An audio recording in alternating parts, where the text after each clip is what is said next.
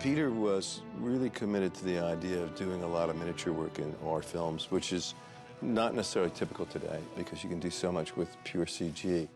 Pete loves miniatures. He's often said that if he couldn't be a director, he would want to be a miniature cameraman. I think he just likes being around them. And of course, you can see that, his background. Way back the time when he was a young man, he was building miniatures and he was shooting them and blowing them up. You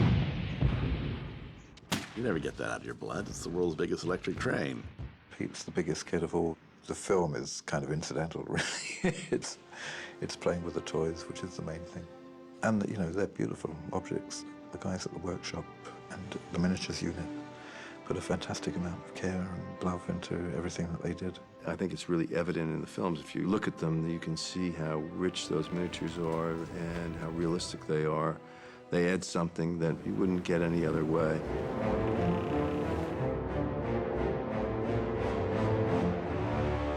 Minas Morgul's original name was Minas Ithil, and it was a Gondorian city and the sister city of Minas Tirith before falling into Sauron's hands. So we wanted it to evoke Minas Tirith, but have a different design sense. And this prow of rock that divides Minas Tirith was a design element that I decided to carry over into Minas Morgul, in that these promontories of rock be reproduced in the battlements. So John Howe created this city, which in itself would have had a beauty to it. But what has happened since the Orcs took over that part of the land is that they have put iron balustrades around, which have stained the side of these beautiful white walls, all these rust stains. And I have very vivid memories of having my wisdom teeth pulled, and this dentist clamping my wisdom teeth in these sort of jaws. And I wanted to try and convey some of that horrid notion of metal clamping onto and digging into enamel, or in this case, the white stone of Minas Morgul. This is a 120th scale of Minas Morgul. The whole set is built specifically to have the camera gradually go higher and higher and higher up the valley, looking down past the hobbits as they climb. And then we've also got one that's 3 times bigger than this for the close-ups. And it has a green glow, which is part of the book, describing a supernatural kind of swamp. Paler indeed than the moon, ailing in some slow eclipse was the light of it now, wavering and blowing like a noisome exhalation of decay, a corpse light, a light that illuminated nothing. So we painted with this glow paint, and then we lighted with ultraviolet to produce this sickly look. But then when we turn the UV lights off, then we can just light it in a normal way. So you actually have the normal moonlight in addition without seeing this stuff. So there's actually 4 different lighting schemes at work, all of which are used to produce the final effect.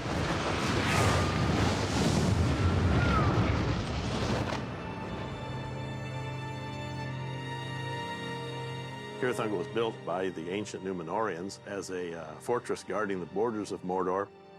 It's the one that the Orcs have really taken over and made it their own. I'd initially done a sketch which was pretty close to the description in the book. That initial design ended up being judged pretty boring. I revisited the whole thing and basically pulled the fortress away from the slope of the mountain and placed it out on this rocky pinnacle. And each successive courtyard is at an angle to the one below it. So it is faithful to the description in the book, but gives it more of a crazy, vertiginous aspect.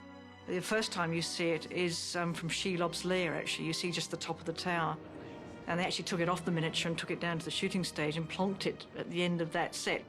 This is a very rare moment that we actually have a tangible tower in the background. So this is kind of a special moment, because normally we have like a blue screen to look at, and now we don't have to use our imagination, because there it is. When it came back, I was able to put some more detail, because I had heard there was going to be some close-ups on it. Part of the richness of any miniature is the amount of fine texture you can get into it. And just looking at a huge stone building isn't very interesting. As soon as you can hang a few chains on it and knock some holes in it and texture it up, of course, then it starts to be more interesting and it starts to be more believable. It was my favorite of the Orcish sets because of that tremendous sense of detail. Everything about it was sort of macabre, gothic quality. So it was a joy to light. You couldn't light it wrong. You just put back cross light on it, and it looks fantastic.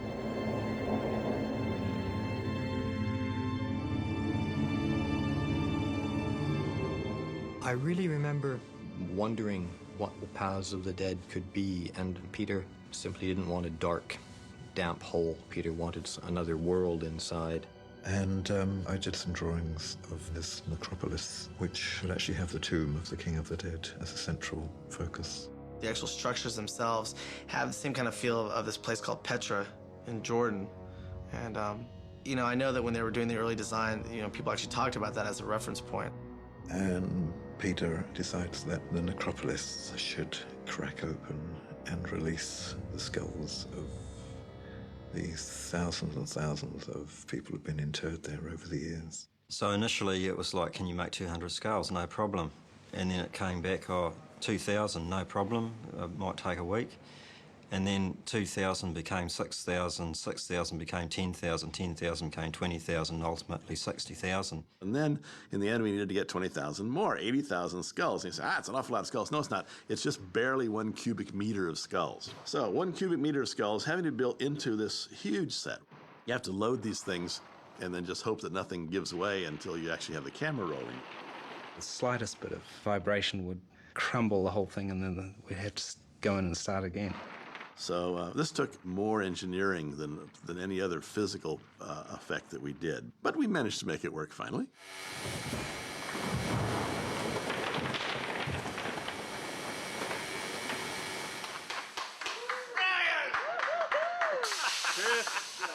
Absolutely great, guys. And they'd also done a lot of live action shooting of full-size skulls.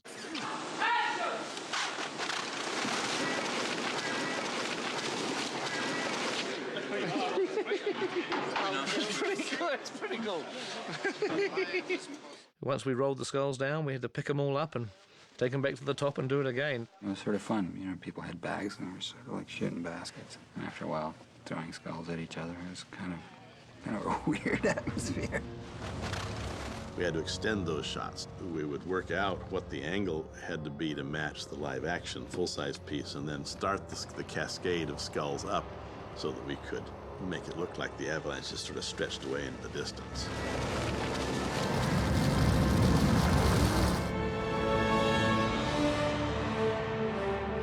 Minas Tirith is Tolkien's greatest architectural invention. It's absolutely gigantic. In the real world, it would have been almost a third of a mile high, 1,700 feet. Now think of this. When we were shooting the Two Towers, our major set piece was Helm's Deep, a gigantic fortress, and Minas Tirith dwarfs Helm's Deep. Minas Tirith was one of the first miniatures that we did for the third film, and that was based on Alan Lee's drawings. I sort of approached it on two fronts, really, and one was going through the front door and taking a very close-up view of the city as it unfolds. And at the same time, I started thinking about the wider view. The way that the model was developed was not dissimilar to the way that a city would have grown and changed and gradually been built up over the years. And actually having a whole group of model makers on it was really helpful in that respect. They'd each be an architect from a different period that would be doing their own little speculative development. We installed over 1,000 individual houses to make up the habitations of the streets of Minas Tirith. Minas Tirith in its entirety was built at 1/72nd scale. So Minas Tirith was as big as our room. We couldn't make it physically any bigger. The buildings at the top were just scraping the beams on the underside of our miniatures building room. The complete set of Minas Tirith was 7 meters tall and 6.5 meters in diameter. It's an enormous structure. We also built large sections of the walls and roads of Minas Tirith at 14th scale. That's a scale that's really big enough for you to walk through the city streets. You can duck down and look through the little doors and windows. We used this one to shoot close detail shots that wouldn't stand up on the other set. This is beautifully detailed to the point where you can go closer and closer and closer, and you keep seeing more and more. When I saw Minas Tirith for the first time in the cinema, I just was so impressed. I have never been so impressed in my life. I just don't think I blinked for the whole sequence. I kept wishing as I was watching the film, wouldn't it be wonderful to just stroll in the streets of Minas Tirith? The scale of that vision is just incredible, and where have we seen anything like that before? The trebuchets in Minas Tirith were proper medieval lever artillery as opposed to catapults. The catapults are basically like slingshots, and a trebuchet would be more the equivalent of a sling with a pretty substantial weight on the end of an arm with a fulcrum in the middle, so you're actually using the momentum of a sling on the end of a very long wooden beam. In theory, there's no limit to how big you could make them or the size of thing you could throw. The medieval illustrations that remain are very difficult to interpret because the same element may actually be drawn from the side at the top, from the front in the middle, and from the other side at the bottom. And John built a little tabletop one. One of the ones we actually built for the 72nd scale model, I was just kind of intrigued to see if it would work. He was working on his table one day, and this pencil eraser went winging past my head. I went, whee, what was that? And I used to shoot rubbers over to Mary at her desk on the other side of the room. All I know is I managed to get my hands on a little trebuchet and fling some erasers back. The next one he built was probably about 14th scale. That was a real beauty. And he got that so beautifully weighted that he could throw a pencil eraser the length of the car park. Firing lumps of clay across the car park into the bushes at the end of our workshop, and we had a great time with that. A bunch of big kids playing with these amazing toys which they're privileged enough to be able to spend their working lives around.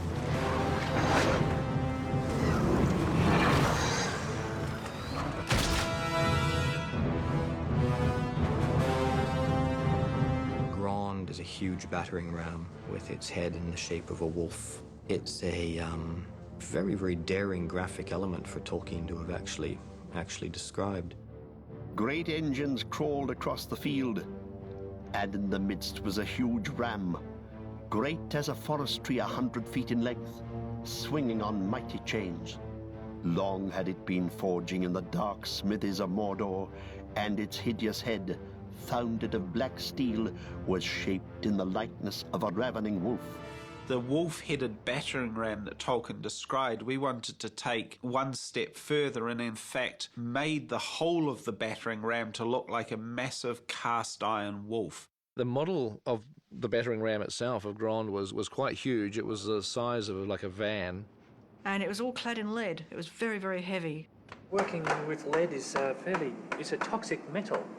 We're not going to take chances, so we wear gloves and touch it as little as possible. It's certainly a beautiful metal to work with, so malleable and shapeable. We decided to cover the whole thing in inscriptions as well. And I know that one has lots of spelling mistakes. Mordor spelling mistakes. And the Tolkien experts will be able to read it, but for everybody else, it says, no wall between, no power against, no endurance of souls, Grond, the wheel of Mordor. And this is repeated all over the shoulders and a little bit over the eyes as well. Weta had built this miniature of Grond and it had sat in storage for forever. Some people thought we were never going to shoot it. It was never going to appear in the movies, but at the last minute we wheeled it onto the stage. The brief was, Grond hits the door, then Grond hits it again, and, his nose comes through. And then Grond hits it a third time, and that's when it all breaks open and the doors fly open. Well, of course, that was the theory, but when we went and shot it, the first time Grond went through, it just went smash through and it all came out.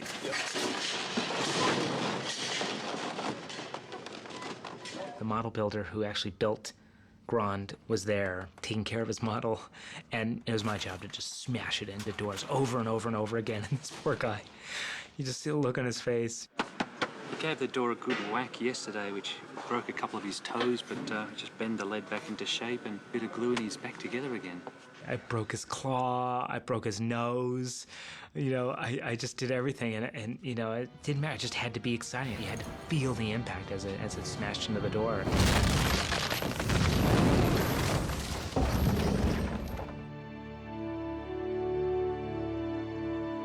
The Grey Havens boat did exist already in the conceptual art, but we asked Alan for something a bit more concrete. I did one or two drawings showing the whole thing, and then did some kind of plan and elevation drawings as well for John to get started. John is a boat enthusiast and has indeed even acted as a guide on a replica of Captain Cook's ship. He loves boats. He knows them intimately. He builds his own. He's got his own little sailboat that he takes his family out on. The hull itself went together very quickly. I'm pretty sure we would have had most of it up in 3 or 4 days. We used plywood frames and diagonal plywood planking. And the figurehead, Richard carved that It was great to get Richard out of the office and down into the workshop where he loves to be. Let's go have some beers at the boat. It's actually fully watertight, that boat, so it'd be nice to think that it would be able to sail away on the ocean one day. We don't quite see enough of the Elven boat, but it was beautifully executed and very satisfying. Grey Havens originally was planned as a foreground element with a matte painting in the background. So we had a foreground 14th scale miniature. A year later, we got word that they wanted really some more of the city. So we went back to the drawings, and one of the influences for the Grey Havens was actually paintings that I had seen by Turner, showing these exotic harbours with a view out to sea with the setting sun. Working in that set was one of the most rewarding of all the sequences that we did. And I think one of the reasons for that is that it represented all that we'd learned. We'd done so many big models prior to that we were sort of quite a good team now. We could pretty much, yeah, there's your model, right, next. And it was interesting to see how much their style had matured and their technique had matured. It was a beauty.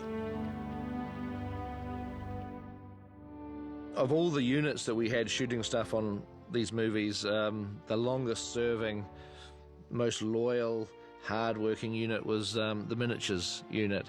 I didn't set out to torture the miniatures department on purpose, but there was a weird thing of they never seemed to quite stop, and they never knew when they were done with Lord of the Rings. I believe this may be the longest that a crew has ever shot on certainly on an effects unit. They went a little bit strange in the head over that period of time. Every so often we would, day 200, day 500, day 666, we'd have a little party. I decided that we should have a party because it's shoot date 666 and it's a pretty historic, momentous occasion. You'll have to excuse the neck. This is our party this evening for the 666th shoot day. Next thing you know, there's devil music and there's devil invitations and everybody's wearing red suits and all this stuff. Lord High Executioner, mighty wall. And then everybody's got to get up on the runway and do a little skit or whatever. So it's a lot of fun. Mr. Man himself, Alex Funke.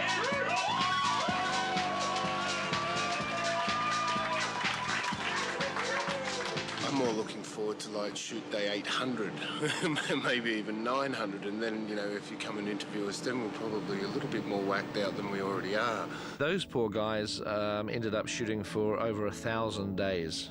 People shoot feature films in 30 days, and they were shooting those models for 1,000 days.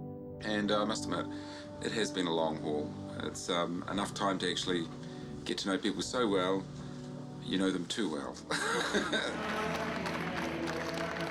Even when we thought they'd shot their last shot and there was some sort of celebration, I then wanted the model of Orthanc to be dragged out so I could do a wide shot circling around for the extended edition. Everybody's sort of getting ready to go on holiday, and then people start drinking, and then we get this phone call from Dean, Wright, and he's with Pete. He goes, I'm with Peter, and we need another shot. Oh, they must be right in the middle of their rap party. I can hear Peter laughing in the background, and I tell the crew, and they're like, oh, it's Peter's idea of a joke. They don't want it. They don't want it. I'm not joking. Dear, oh dear. What? The laughter doesn't really help, does it? And so that's all right. The team knows how to do this stuff. They push on in, they start the motion control back up, light the set, and shoot it. They're a unit with a wonderful spirit and obviously, you know, incredible skill because the miniatures are fantastic. When we started out, everybody that we brought together was talented and able, but none of them had anything to do with actually shooting miniatures. And I would imagine that by now, these guys are as good a miniature crew as anyone in the world, if not the best miniature crew in the world. They've allowed us to create a Middle-earth which is very definitely real, and I think it makes a huge amount of difference to the engagement that you have with the films. So much of what the miniature department and Richard Taylor's team and Alan and John have done has actually enhanced what my imagination of the book was. And that's because it's gone so much beyond what I was imagining and had the input of all these other people who have contributed to it. And it's been one of the exciting aspects of working on these films.